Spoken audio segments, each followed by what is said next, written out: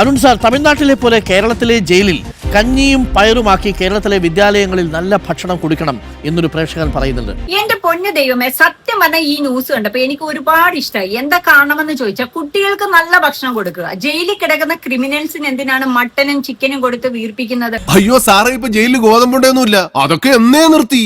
ഇപ്പൊ 3 നേരം ചോറാ, കൂട്ടത്തിൽ മീൻകറിയും പച്ചക്കറിയും, അതേ മട്ടനും ചിക്കനും. ഇതെന്താ പ്രോത്സാഹന സമ്മാനോ? എന്തായാലും നമ്മുടെ നാട്ടില് ജയിലിൽ കിടക്കുന്ന പ്രതികൾക്ക് കൊടുക്കുന്ന ഭക്ഷണം എന്താണെന്നൊന്ന് കേട്ട് നോക്കിക്കേ. സാധാരണ ഭക്ഷണത്തിന്റെ ഒരു മെനു എന്താ? സാധാരണ ഭക്ഷണത്തിന്റെ മെനു എന്ന് പറഞ്ഞാൽ അതായത് ഉണ്ടയൊക്കെ മാറി. ഉണ്ടയൊക്കെ മാറി. ഞാൻ സർവീസ് വരുമ്പോൾ ഉണ്ടയുണ്ട്. തിങ്കളും ബുധനും പച്ച മത്സ്യമുണ്ട്. ശനിയാഴ്ച ആട്ടിറച്ചി 100 ഗ്രാമിന്റെ ആട്ടിറച്ചി കൊടുക്കും. തിങ്കളും ബുധനും 140 ഗ്രാമിന്റെ പച്ച മത്സ്യം. ബാക്കിയുള്ള ദിവസങ്ങളിൽ പച്ചക്കറിയാണ് സാർ. എല്ലാ ദിവസവും ഉച്ചയ്ക്ക് 250 ഗ്രാം അരിയുടെ ചോറ് കൊടുക്കും.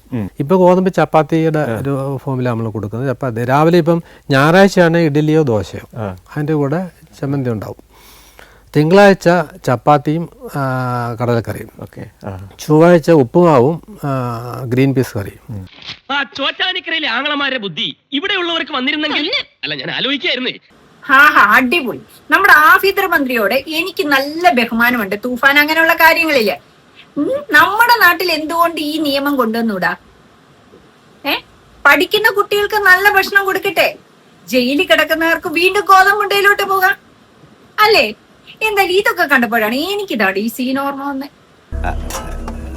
ബാലേട്ടൻ ഇന്നലെ ചോറ് കുറച്ച് വേവ് കുറവുണ്ട് എന്ന് പറഞ്ഞ പ്രകാരം ചോറ് വേണ്ട പോലെ വേവിച്ചിനി.